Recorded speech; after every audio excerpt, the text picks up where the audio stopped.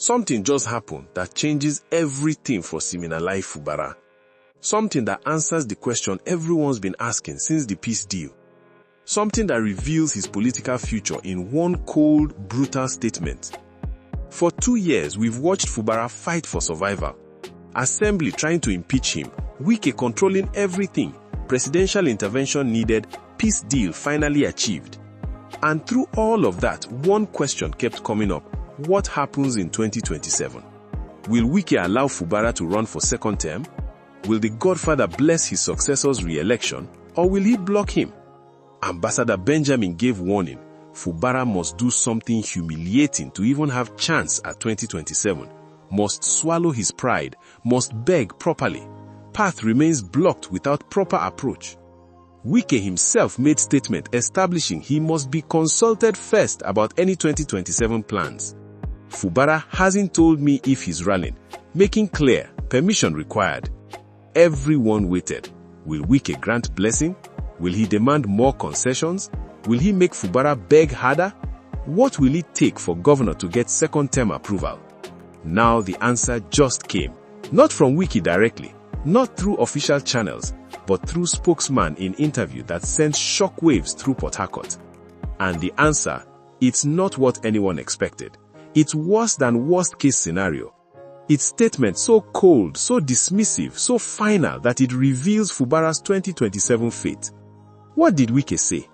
What position did his spokesman reveal? And why are people in Port Harcourt describing it as a devastating blow to governor's future? Stay till the end, because what Wike just communicated about Fubara's second term proves everything we've been saying about who really controls Rivers State. This is Okebo Vlog, the only truth YouTube channel that uncovers what Nigerian politicians hide from you. And what Wike just said about 2027, without actually saying it directly, is probably death sentence for Fubara's re-election ambitions. Subscribe if you haven't already. But before I reveal Wike's cold response, let me establish why this matters. Because understanding what was expected makes what actually happened even more shocking. What everyone expected. After February 2026 peace deal, Fubara's supporters had hope, thought reconciliation meant Wike would support second term, believed if Fubara obeyed, sacrificed Edison Ehi, accepted commissioner rejections, followed the assembly's dictates, he'd earn 2027 blessing. Ambassador Benjamin's warning was clear. Fubara must beg Wike for second term. Swallow your pride. Path remains blocked without Wike's blessing. So people expected Fubara will beg, Wike will make demands, Fubara will meet those demands, then Wike grants permission for 2027. Negotiation, conditions, humiliation perhaps, but ultimately, path to second term through total obedience. What Wike just said. Former PDP spokesperson Umar Sani, now speaking for Wike, gave interview to Symphony TV. Asked about Fubara's 2027 prospects, about whether Wike will support second term, about what governor must do to earn blessing. And Sani revealed Wike's position, not with encouragement, not with conditions, not even with demands, but with a statement so cold it shocked Port Harcourt. Listen to what Wike is communicating through his spokesman about Fubara's second term, about 2027, about the future everyone's asking about. This is not he must meet conditions, not let's see his performance, not let's see his performance. This is something far more final, far more devastating, far more revealing about who actually controls Rivers State politics. Wike's cold statement. Through Umar Sani, Wike's message is clear. Nobody should ask me whether Fubara is going to do a second term or not. Read that again. Nobody should ask me. Not it's too early to discuss. Not we will evaluate when time comes. Not he must fulfill certain requirements first. But don't ask me about his second term. Conversation closed. Discussion refused. Question dismissed entirely. What this actually means? This is not delaying answer. This is refusing to even have conversation. Think about it. If Wike was considering allowing second term, he'd say it's premature to discuss. Let's focus on current term. We will evaluate performance later. That keeps option open, maintains leverage, allows future negotiation. But nobody should ask me. That's door being shut. That's I've decided and discussion is over. And here's critical point. If decision was yes, Wike would just say it, generate goodwill, secure loyalty, reduce tension in rivers, end speculation.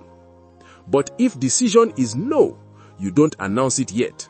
Too early, would cause immediate crisis. So what do?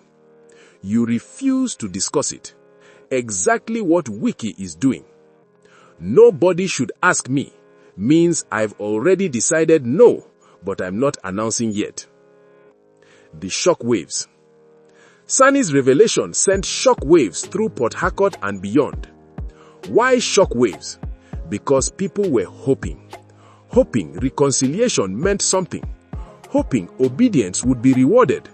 Hoping Fubara's sacrifices earned him pathway to 2027. Wike just destroyed that hope. Won't even discuss second term, let alone approve it. Many supporters who were hoping for quick reconciliation now feel a sense of worry. Worry because reality just hit. Peace deal meant nothing for 2027. Reconciliation didn't secure Fubara's future.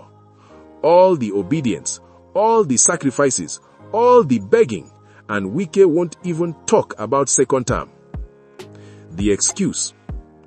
Sani claims Wike wants to avoid premature debates that could scatter the party further. This is lie disguised as wisdom. Premature debates? 2027 is less than a year away. Primary elections start soon. This is not premature. This is urgent for anyone planning to contest. If real concern was party unity, Wike would say, let's work together effectively now. We'll discuss succession when appropriate time comes. But nobody should ask me.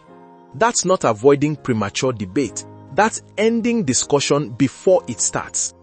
Real reason: keep Fubara desperate, maintain total control, extract maximum obedience, then deny second term anyway when timing is right. The progression. Watch how Wike's position evolved. March 2nd, 2026, Fubara hasn't told me if he's running. Establishes must inform me first. Message: I control the decision. Soon after, Fubara must beg for second term. Escalate: permission not guaranteed. Message: must humiliate yourself. March 14th, 2026, nobody should ask me about his second term. Final stage: won't even discuss. Message: conversation over, decision made. From must inform to must beg to don't ask me. Each stage worse. Each statement tighter control. Each position clearer rejection. Why this is probably no. 3 reasons Wike won't discuss. Theory 1. Already decided no. Fubara serves 1 term only. Announcing now causes crisis, so refuse discussion until closer to 2027. Theory 2. Wants Fubara more desperate. Won't talk about second term until complete prostration, public begging, more sacrifices, total humiliation, then maybe discussion. Theory 3. Already chosen replacement. Next governor being positioned. Fubara is done. Discussion would expose plan, so silence. All 3 theories lead same place. Fubara's 2027 is blocked. Now, I want to hear from you. First, Wike says nobody should ask me about Fubara's second term. Does this mean he's already decided no? Second, from must inform to must beg to don't ask me. Is each stage worse for Fubara? Third, can a governor who must beg for second term permission actually claim to govern freely? Drop your answers. Here's what happened. Everyone expected Wike would set conditions for 2027 blessing. Expected Fubara would beg, meet demands, and permission. Instead, Wike through spokesman said, nobody should ask me whether Fubara is going to do second term. Not meet these conditions, Not, we'll discuss later, but don't ask me. Conversation closed, discussion refused. And when someone won't even talk about your second term despite being asked, they've probably already decided no.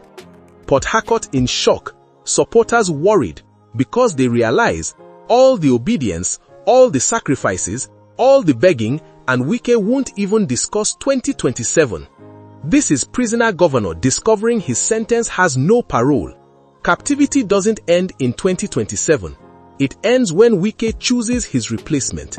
If this exposed Wike's refusal of Fubara's second term, share it everywhere. Subscribe to Okeibo Vlog. When Godfather won't even discuss your re-election, you are not governor with future. You are placeholder serving until replacement ready.